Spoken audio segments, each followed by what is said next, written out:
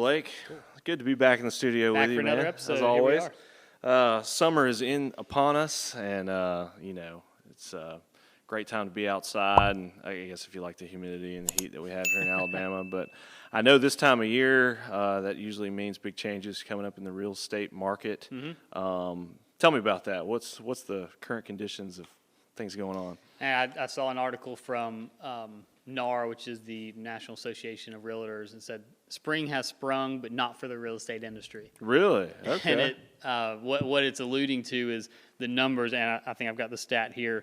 Home sales receded 3.4% in April to a seasonally adjusted annual rate, 4.2 million sales. Sales fell 23% from 1 year ago. But that is not due to a lack of demand, it's due to a lack of inventory. And so it's still the same problem we've been talking about for a couple of years now, is there's just no inventory. And so because of that, house prices are still on the rise, and sales year over year, just from a number standpoint, is lower because there's just nothing to buy. So it's still a seller's market. Mm-hmm. Prices are still going up, but people are, I guess, exploring alternatives, renting, or just getting out, still living at home with mom and dad. I don't know. Yeah, we're seeing that average days on market month over month from March to April from 29 down to 22. So things are selling quicker. We're back in the market. We talked about this a couple weeks ago. We're back in the market of multiple offers. Some people are having to drop inspection contingencies and really kind of taking some risks as a buyer to be able to get a home. So. Now, did we see this? Is this new just to this time of year, or has it kind of been this way all of 2023? I mean, let's go back to January. Yeah. What was it looking like then? Not much activity. We've talked about, my personal business. The first quarter of this year was probably the slowest I've had in 2 years. The national data reflects that. Birmingham data reflects that as well. Is when rates jumped in October, everything kind of paused for a little bit. And then we hit a new normal. I mean, this past week, rates went back up to roughly 6 3/4, which is high from what we've experienced in the past couple of years. Yeah, 3%, 3.5%, nice to see something three like again. that. Yeah. And so I think people are accepting that as a new normal, or people are just having to accept it because they say, hey, we waited 6 months and we've got to move. Yeah. And so now they're entering a market that is just so competitive. It's hard to get a house. Man. So do you have, what are your clients telling you that are trying to, I guess, and remind me, are you more in the helping people sell their home or helping people buy their home, or just a mix of both? I do a little bit of both. I've got the team that I've got some agents that just focus on the buyer side, but I'm kind of doing a little bit of both because it's so tough right now that I'm a little bit more hands-on on the buyer side than I have been in the past couple of years. Okay. But there's a lot of prep work as a buyer that I try to coach my clients to do to try to make yourself as attractive to a seller as possible. Okay. Right? And I know we've probably beat that into the ground, but if you could, kind of lay that back out. If you are a buyer, what are some things that you can do to increase your odds of maybe finding your dream home in this competitive market? Absolutely. So if you're a buyer looking to buy right now, number one, start with the bank.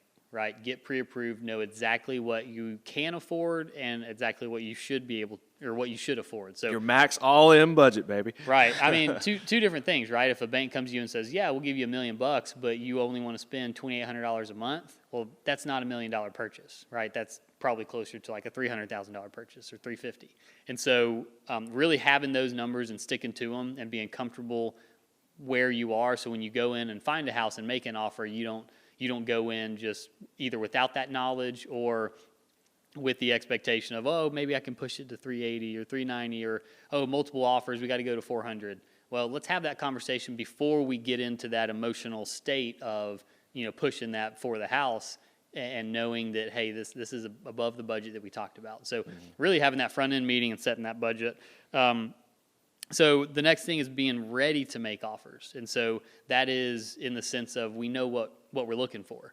So it's not, and again, this comes in a lot of our pre-meeting with a buyer sitting down of, you told me that you wanted to be within, 20 minutes or 15 minutes of downtown Homewood because of your work and school, and that's where you do life.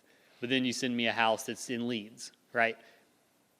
if you've changed the criteria, let's have that conversation. But if you just send it to me because it has a pool and it looks really cool, like, should we be going to look at that and really kind of setting that criteria and expectations? And if we do go look at it, are you comfortable making an offer if it's exactly as advertised and what drew you to it? Because I don't want to get there, you fall in love with it and say, well, it's just too far away from Homewood, so we're not going to make an offer. Well, why are we here? It's a huge waste of time. Right. Well, and just knowing, like, so honing in on that criteria and knowing really exactly what we're looking for. Another thing is if you've got a home to sell, like, that's a big deal right now, because if the bank says financially you have to sell to buy, we've got to write in the contract, this offer is contingent on your current home selling. And so what can we do to make sure that if in the small chance we actually get a seller to accept your offer that has that contingency, which is a huge if right now, it's very tough to do, but if so, we've got to get your home on market immediately. And so that doesn't mean, hey, if we get an offer accepted, then we start the process of, okay, well, what do we need to do? What do we need to fix? What do we need to stage? We're doing that before we even really go look at houses, right? Because we got to be able to be ready to pull the trigger on, we've got to get on market like the day that we get an offer accepted. And there's a lot of stuff that goes into that. And so communicating that and making sure that that's understood and they're ready to go. Right. That's super important. I guess it would be ill-advised. I mean, I guess every situation is different, but yeah, it sounds like if you have a home that you need to get rid of before moving into a better situation or, a different situation, make sure you don't have, go ahead and fix that guest bathroom that's been giving you problems for the past 6 months or whatever. Just make sure your home's kind of ready to go is what I'm hearing. Yeah. Well, and that's a part where I come into play a little bit on the contracting side as well as the real estate side is, if we come in and I can tell you, hey, you can renovate this bathroom for $12,000, and based off the numbers and comps that I'm seeing, and tell me if you agree as the seller, we can get an extra $25,000 out of this house. And so, do you have the funds to do it? And if so, I recommend doing it. Or is that extra money important to you? Or is timing and ease of sale more important than the actual dollar amount? Yeah. So it's really kind of coming back to those goals, but being able to offer that service of, here's kind of the general cost of what things are going to do, and let's pair that with analyzing the market to see what's worth doing. Right. So, man, I don't know. I feel for anybody that's trying to buy a house right now in this current market. Does it always? I mean, maybe this year is different than years prior, but it seems like in springtime, summertime, trying to buy a home, that's just the popular time for people to want to buy homes. I don't know. Historically, it is, yeah. Is there anything that you could take away from that? If someone has time on their side, is there a better time of year that maybe they could look at purchasing a home that might not be as competitive? Or is this just sort of, I know we keep saying this is kind of the new normal, especially with rates. I think maybe on one of the previous podcasts we talked about, you were like, if anybody's waiting for rates to change, you're going to be waiting a while, But would you advise anybody who's like maybe thinking about purchasing a home, hey, maybe wait until fall or anything like that? Or is you have just as good a time trying to buy one now as you would in fall? Yeah, I don't think there's like a black and white answer. I think it depends on the person's circumstance and their situation. Sure. Right? Because if they've got a home that they're selling, well, it's kind of a double-edged sword. You're not going to get both, right? You're either going to, when you sell that house, if I do my job correctly, you're going to get arguably more than you should because of the market we're in. But on the flip side of that, you're going to have to turn around and go buy something. Buy a house at probably more than you want to spend. Maybe pay more than you want to or should. So it kind of just depends on the situation. Now, if you're just a first-time home buyer, you don't have anything to sell, and you're just, hey, we've got to find something. Again, what's your timing? And if you're flexible on time, then let's go through our pre-meeting, figure out exactly your situation from a financial timing standpoint, logistically. Where do you want to be? And then let's go look at stuff, right? And let's make offers and let's see. And then also, like, where do you want to be? What do you want to do? And again, kind of one of the services that we've done before is, hey, you want to be in Avondale and you're looking for a 3.1.5 and your budget's $270. Well, I happen to be flipping that house right now. Do you want to come look at it and see it before the market does? A little pitch there, yeah. I mean, a little. So yeah, like we can do that a little bit. I don't flip a ton of houses. We've talked about it's not the focus, but that is kind of a second service that sometimes we have an advantage over, being other agents. So. Yeah. Well, with the state of the market being what it is now, what is your team looking like these days, and what do they have going on, and kind of where's their focus, I guess? Yeah. So from the real estate standpoint, it's I guess really the biggest news is one of my assistants, and it got her real estate license to help show, so kind of like as a showing assistant. And then my other one's working on getting hers. And so that'll be helpful just from a service standpoint. Mm-hmm. So being able to say, hey, we've got to kind of divide and conquer, or while we're under contract, a client says, hey, I really needed to run by and measure the master bedroom to make sure my king bed fits, right? Mm-hmm. And it's, I've got an inspection I've got to be at that time, but my assistant get the team on help, yeah. So being able to provide that, I think, just helps out, provide a better service to our clients. So when things are crazy like this, or it's a buyer's market, I guess, if that's the right way to spin it. Seller's market, Seller's market, yeah, sorry. Is that good for your team? Is that good for you guys, being on the other side of it and buying and selling real estate? What does that do for you guys from a professional standpoint? Did I ask that correctly? I don't think well, let me answer and make sure I'm answering the right question. Okay. But I don't think this market's super healthy. Expand on that. Yeah. So I don't think it's healthy in the standpoint of it's not sustainable.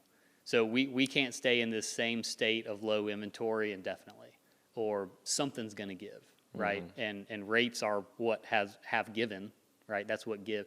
And next, I think we're going to see prices give a little bit once inventory starts to kind of catch back up some. Because as inventory catches up, there's more supply, demand should adjust down a little bit, and so now there won't be bidding wars, now prices just won't be crazy all over the place. And why is that we have this such lack of inventory? This is nothing new. Can we just not build homes fast enough in this country? And yeah, that's it. Because the builders took off 08 to 12. Right, so we were 4 years behind at that standpoint. We haven't caught up. Just haven't caught up. Yeah, we just haven't caught up since then. So that's it. And on the sales side, getting ready, getting your house ready. I think it's great to do a pre-inspection and spend a couple $100 with a home inspector to say, hey, what are the items that are of concern here? And because I think that's going to help you sell. So if we can go and we list that house with a home inspection on the table that says, hey, we just had this done, here are some big issues that came up, and here's where we fixed them, then you may get buyers coming in saying, hey, I'll waive my inspection contingency because you've shown me you took care of a lot of that. And that reduces the risk to our sellers of the deal not going through or the deal being renegotiated.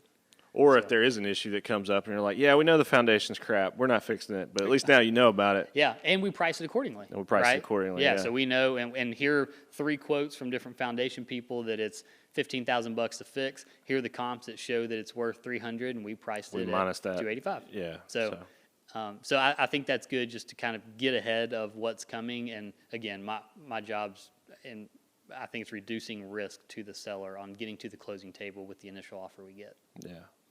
Yeah, when you first started talking, I thought you were going to say the market. I always thought that this time of year is when the market got a little crazy, the frenzy going on, and it seems like lately, I guess post COVID, that's kind of been the way it is. And I've always not really knowing what the reasoning behind it. And I'm sure it's a complicated answer. It's just like, well, why can't we seem to catch up, and why is there such a lack of inventory, or are there just more people?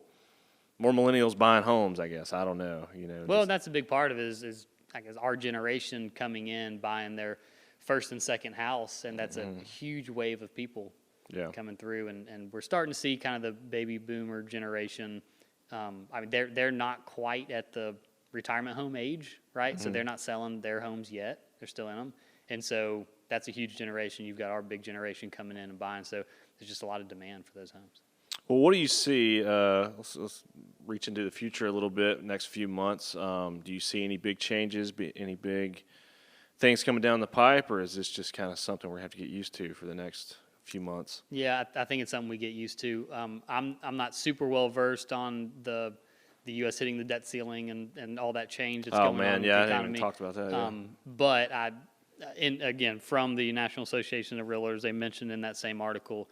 that we can post in the show notes. But it was talking about how, based off the results of what happens in the next couple of weeks, we might see a rate hike again. Okay. And it said maybe even up to 8%. Wow. Which is terrifying. Like, Yeah, that is terrifying. Again, relative historically is not crazy, but based off what we've seen in the past couple of years, that's high. So.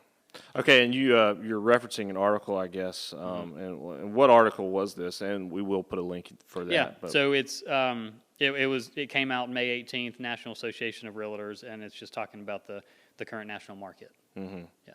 So if we do hit that debt ceiling, rates could potentially go up to 8%. What's the highest you've ever seen in your career? And on the flip side, what's the lowest you've ever seen? Yeah. I mean, the lowest was, 2 years ago when people were getting like 2.8. 2.8. Just wow. crazy, yeah. That is crazy. I mean, the highest, because I've been in it 11 years. I have to go back and actually look at the stats. But, I mean, I think probably when it like broke 7 in the past 6 months. It's probably the highest I've seen. Wow. And so, yeah, if we're talking, again, I'd have to go back and look, and someone can correct me if I'm wrong, but if we're talking about, I'm 33. I've done this since I came out of school, so if our generation or our age people have gone through buying their first house, now buying their second, maybe third house, and they're used to those sub-5 rates their entire buying professional career or grown-up career, then now going to 8 is going to be like, whoa. That's Do you crazy. think the risk of the rate hike due to the debt ceiling or whatever else is going on in Congress, is that just going to add fuel to the fire? People trying to hurry up and buy a home quicker? I mean, how does that affect the market? I don't know, because it's so unknown on what's going to happen. I don't know. I don't know enough about it to really give an educated answer on that. But I think what we may see if they do go up to 8 is prices coming down more quicker or more significant than they currently are, which they're really not coming down that much now. But I think we may see another slow, kind of like we saw again last October when they spiked from 4 to 6. Everything kind of slowed for a minute. Everyone's like, "What's going to happen? Let's just hold tight." We may see that again, or we may not. Or people may just come in and say, "Hey, I need a house." Yeah. So. Well, if anybody out there is listening, don't panic. Call up my buddy Blake. You have the best chance of finding your dream home with him and his team than anybody I know. So. Well, thank you. Well, and let's think about it. It comes back. I don't think there's a black and white answer to everything. It comes back to your personal goals. Sure, it's situational. Yeah. Right. So if you're planning on being in this house just for the next 2 years, maybe don't buy at an 8% rate. Maybe that's not the best idea. But if it's a 10, 15-year house for you, then the chances that you could probably refinance that down less than 8 in the next 5 years is probably pretty high. And so let's run the numbers and see, like, hey, does it fit your monthly budget at an 8% for what amount of dollars? And that gives us kind of a purchase price to go towards. And then as long as we can get the house you want in the budget you want, I'm not going to say the interest rate is irrelevant, but it's a little less irrelevant than if you're selling the house in just a couple of years. Yeah, I guess there's some rules at play on, like, what's acceptable and what isn't. All right, so besides that, what else is going on in the market? You mentioned a couple articles before we got started that were pretty interesting. What else is happening in the world? In that same article, I found this interesting, but all cash sales accounted for 28% of transactions in April, and it was 27% in March and 26% March of last year. So that's made up a lot of individual investors, second home buyers. That made up about 17% of all home sales in April and in May. But and this was interesting. Distressed sales, foreclosures, and short sales only represented 1% of all the sales in April. But starting with that first point, all cash. I mean, you've got 28%. I mean, almost a third of all transactions being done in April were cash. Is that nationwide, or is that just in our market? Yeah, okay. Yeah, that's the whole market. So, I mean, put that in perspective. If you're a buyer going out that, a first-time home buyer that's budget's $300,000 and you're getting it financed, like, it's really, really hard to be competitive. Sure. It's really hard to be competitive with cash. Who are these cash buyers? Well, so 17% of them are individual investors or second home buyers, right? Okay. So it's you buying a lake house to Airbnb, right? Gotcha. Or it's me buying a house in Avondale to flip if I'm using cash, right? And which I'm not, but like there's a lot of investors that are. And so just, for my simple brain, when you say an all-cash purchase, does that literally mean they are walking up, they're not backed by any kind of financial institution, they got money in hand, Yep. let's buy this just like I'm buying a soda or anything else? There's $300,000 in their bank account. They wire it to the attorney, and they buy it. Boom, mine. Yeah. Wow, man, what must that be like? Yeah, right, yeah. So if you're competing with that, That's hard it's hard. But as really a hard. seller, why is that more attractive?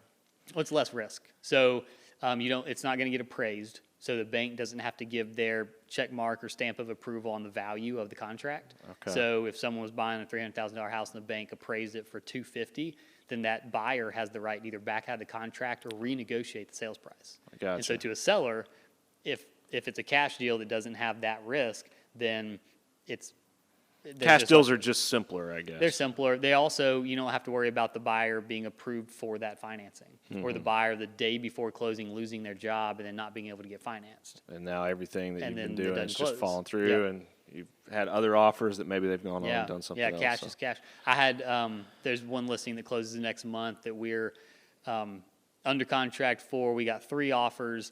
The highest offer was right at $70,000 over list price, all cash, and they wrote a personal check. So their earnest money. Their earnest money is normal. It's part of the transaction. Usually, it's 1% of the sales price. It goes to the closing attorney or the listing office. Right? It's made out to Arc Realty or Heights Title, and it's part of the transaction. It's just like, hey, I'm serious about buying the house. Here's a little bit of money up front, but it doesn't go to the seller. Sure. This transaction, $70,000 over list price. They wrote a $20,000 check directly to my seller and said, Bob Smith, here you go. yeah, and it says in the contract, if for any reason this buyer backs out of the contract, period, the sellers get to keep the $20,000. Go Wow. cash it today.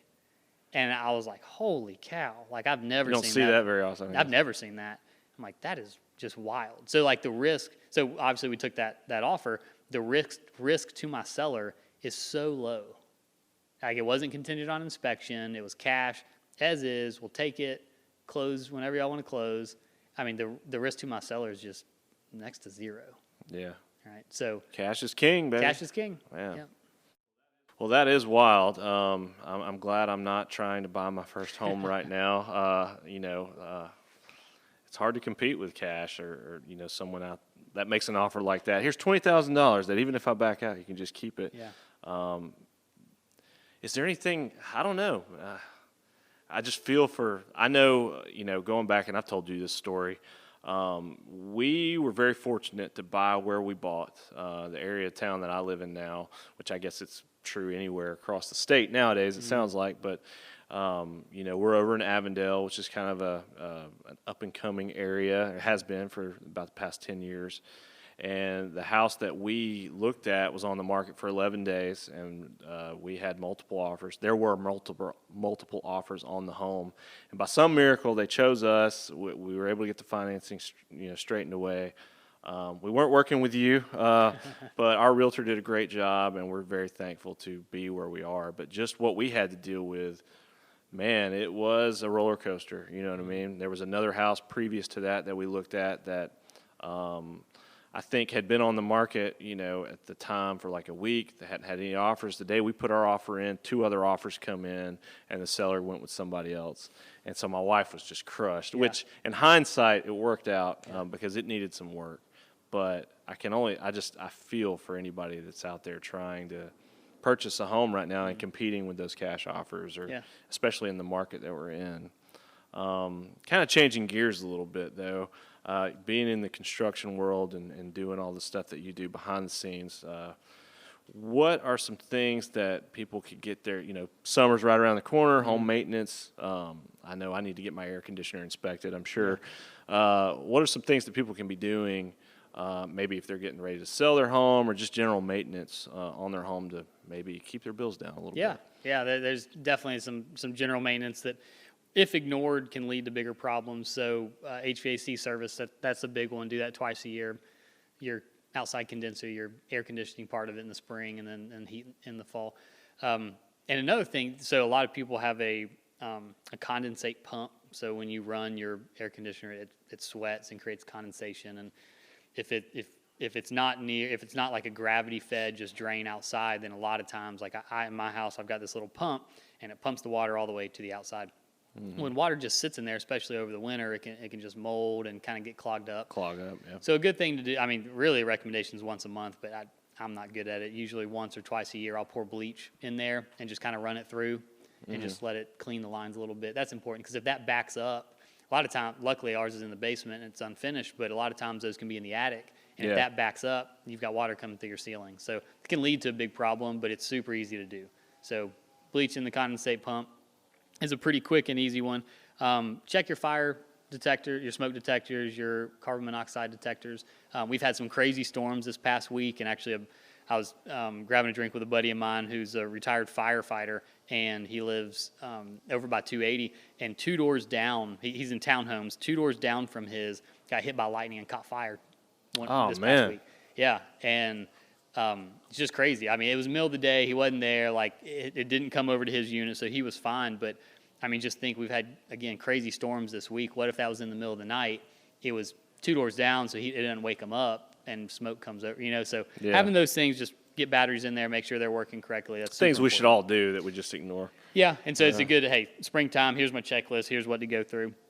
A lot of rain in the cold season. They're weed eating, by the way, anybody that's listening right now. So forgive us. Yeah, but we're going to keep on going. So a lot of rain in the cold season. So walking around your house, if you have wood siding, soffits, fascia board, just check it, make sure it didn't rot. A lot of those you'll see before rot happens, either the paint start to fade or the caulk lines just kind of split. Start peeling off. And same thing with your windows, the caulk around them. It's always good once a year to go through with a tube of caulk, clear or white, and just go through and just hit all those spots, right? It's just going to stop water from penetrating where it doesn't need to go and then lead to bigger problems. So that's a big one. Clean your gutters. Clean your gutters. That's a big one for me. We have a giant oak tree in front of our house, and it's I'm convinced that oak trees were put here by the devil himself because they shed like 4 times a year, just about. Not only in the fall, but also in the springtime, they drop like these pollen pods, and they're like, especially when they get wet, they're like micro wet mops, and they just clog everything. They stain your sidewalks, and just apart from all the other trash that they drop. So that's something I try to keep up with because I can always tell when my gutters are clogged. If we get a big rain, it just starts water falling down the side of the house, and I'm just like, dang it. And I feel like I stay on top of it a lot more than, not to throw my neighbors under the bus, but I have a couple of neighbors on my street where it's like, I know y'all's gutters haven't been cleaned in years. And I can only imagine, I can imagine that does a lot of damage, not only to the foundation, but also to the home. It can, especially, and another thing to do is just kind of check the grading and your water flow and drainage around the house. So if they are clogged and you've got a waterfall coming off in a spot that is graded kind of at your house, that can lead to water problems. Definitely. In a finished basement, which a foundation company and waterproofing company is going to tell you I had a quote last week for a client, it's $25,000. Wow. Well, we're going to fix gutters and regrade the exterior and potentially fix that for like $2,500, right? Yeah. So there are ways around that, but like the person who doesn't know those things, they've got a $25,000 problem on their hand just because they didn't clean their gutters, right? So definitely can lead to bigger issues, but that's a pretty simple thing. Next, if you've got an irrigation system, check it, make sure your pipes didn't freeze. We had some crazy multiple low cold days, low temperature days this winter. So you could have a lot of frozen pipes in your irrigation. So check those for leaks because that could run your water bill up. And then in addition to that, this happened to my house, but we had 2 or 3 days in a row that it just didn't get above like 25, and it just killed a lot of my bushes. Really? Yeah, so that's more of an aesthetic thing. Kind of same thing with pressure washing your driveway. It improves the look of your house, maybe the value of your house because it looks better, but from a damage standpoint, it doesn't really damage anything. Sure. But that's just good to do to have a good looking house. Yeah. So stay on top of the general maintenance. Yeah, general maintenance. So, and that's it. You knock those things out, you should avoid most of the big issues, but yeah.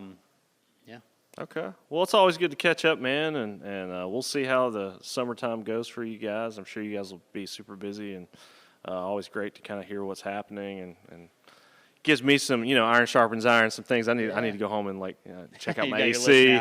Go rake out all the leaves that have just gathered all around it and all that stuff. So Yeah. Well, good catching up, man. Cool. Until next time. See ya.